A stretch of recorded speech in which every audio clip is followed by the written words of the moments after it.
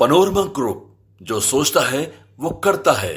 देखिए, जहाँ तक लोकसभा चुनाव में अयोध्या में भारतीय जनता पार्टी के उम्मीदवार के जीत या हार का जो विषय है, वो बिल्कुल आम चुनाव से जुड़ा हुआ विषय है। वो राम मंदिर से जुड़ा हुआ विषय नहीं है।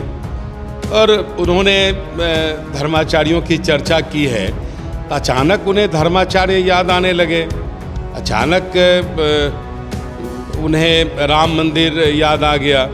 तो देखिए, इस तरह के लोग राम के नाम पर ज़्यादा राजनीति करते हैं। हम सबों ने राम के नाम पर कोई राजनीति। ये भारत का दुर्भाग्य है कि मेंबर ऑफ पार्लियामेंट शपथ के दौरान जब फिलिस्तीन की जय की बात करता हो, भारत माता की जय नहीं बोलता हो, उन्हें वंदे मातरम गाने में कठिनाई होती हो, तो समझ सकते हैं कि लोकतंत्र में संख्या बल का एक महत्व होता है। उसके कारण ओवैसी ऐसे लोग मेंबर ऑफ पार्लियामेंट। बिहार के पूर्व डिप्टी सीएम तारकिशोर प्रसाद हमारे साथ हैं।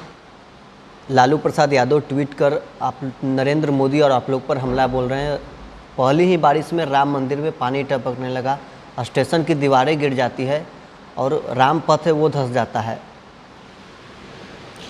देखिए, मुझे तो श्री लालू प्रसाद जी ऐसे राजनीतिज्ञों पर हंसी आती है कि जब तक राम मंदिर का निर्माण और उस प्राण प्रतिष्ठा चल रहा था तो नकारात्मक बातें किया करते थे।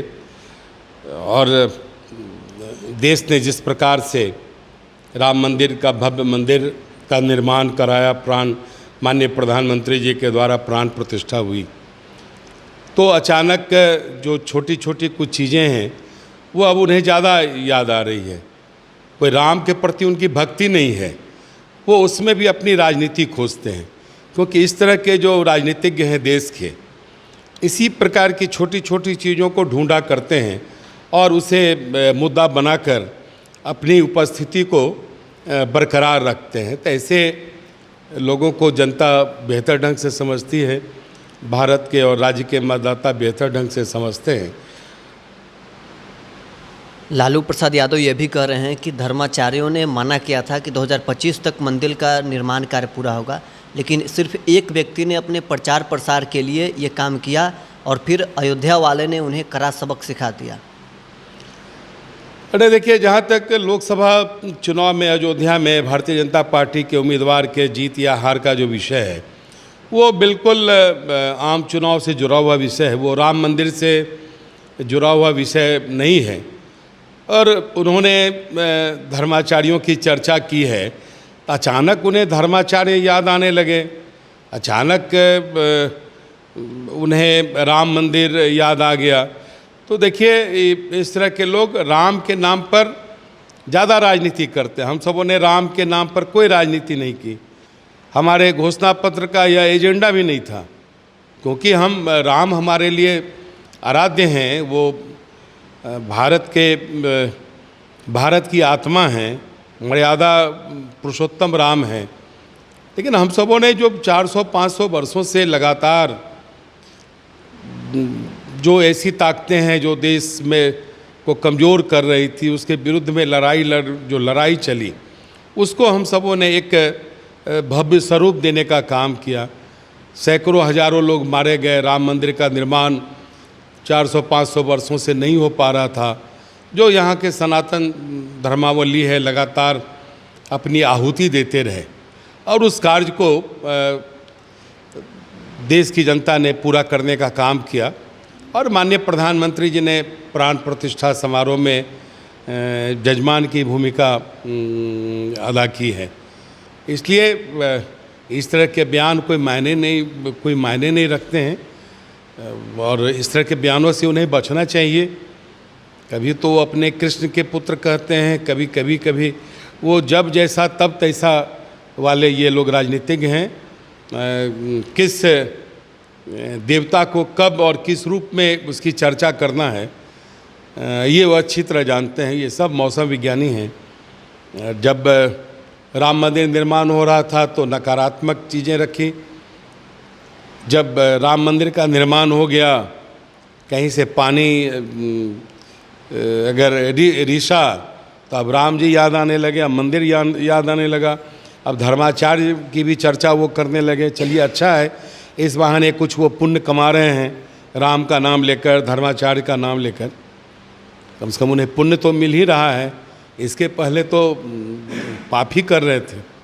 लोकसभा में ओम बिरला इमरजेंसी के पर प्रस्ताव को पढ़ते हैं, वो राहुल गांधी और अखिलेश यादव इस पर कड़ी प्रतिक्रिया जाहिर करते हैं। देखिए, स्वाभाविक है, जब भारत के पार्लियामेंट में आपातकाल की चर्चा होगी तो इंदिरा गांधी के परिवार वाले सबसे ज़्यादा दुखी होंगे, क्योंकि मैं तो 74 आंदोलन का सिपाही रहा हूँ, और जिस प्रकार से इमरजेंसी में आपातकाल में यातनाएं दी गई, जिस प्रकार से देश के बड़े अग्रणी नेताओं को बंद किया गया, जो प्रताड़ना दी गई, जिस प्रकार से प्रेस पर पाबंदी लगी, तो वो सारे दृश्य आज भी जब दिमाग के मानस पटल पर घूमते हैं तो देश सिहर जाता है।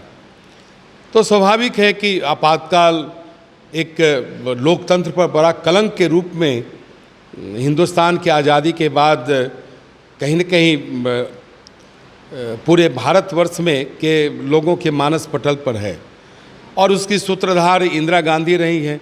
आज ये लोग संविधान की दुहाई देते हैं, और उस समय इंदिरा जी ने किस प्रकार से संविधान की व्याख्या की और किस प्रकार से कैबिनेट की बैठक 26 जून को होती है और 25 जून के मध्य रात्रि में इन्होंने इमरजेंसी को पूरे देश में लागू किया। हम सबों ने भी काला दिवस मनाया है, और प्रत्येक वर्ष काला दिवस मनाकर लोगों को बताने का काम करेंगे कि भारतीय राष्ट्रीय कांग्रेस किस प्रकार से आज़ादी के बाद